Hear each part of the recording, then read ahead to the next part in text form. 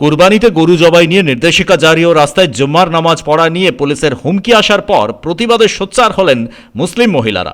Park circus 7 পয়েন্টে বিক্ষোভ দেখান তারা। দফায় দফায় এই বিক্ষোভ দেখানো হয়। তাদের দাবি, কুরবানিতে গরু জবাই বন্ধের উদ্যোগ নেওয়া হয়েছে, একই সঙ্গে জুম্মার নামাজ বন্ধের জন্য সব ধরনের চেষ্টা চালানো হচ্ছে। এনআরসি নিয়ে দেশজুড়ে আন্দোলন শুরু হবার পর কলকাতার পার্ক সার্কাসে বিক্ষোভে ফেটে পড়েছিলেন সাধারণ ঘরের মুসলিম মহিলারা। আজ ফের সেই ছবি দেখা গেল পার্ক সার্কাসে।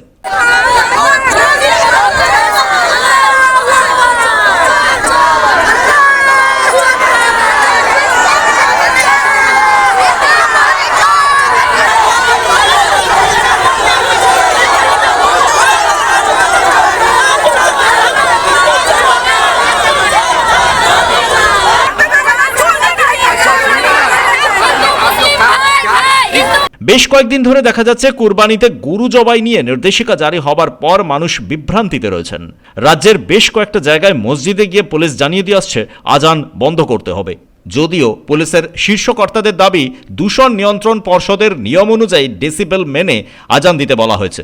এ নিয়েও বিভ্রান্তি তৈরি হয়েছে মুসলিমদের মধ্যে। পার্ক সার্কাসের মহিলারা জানিয়েছেন এখনই নির্দেশিকা প্রত্যাহার করতে হবে, নতুবা আরও বড় আন্দোলন হবে। শেখ কুতুবুদ্দিনের রিপোর্ট, পূবের কলম ডিজিটাল।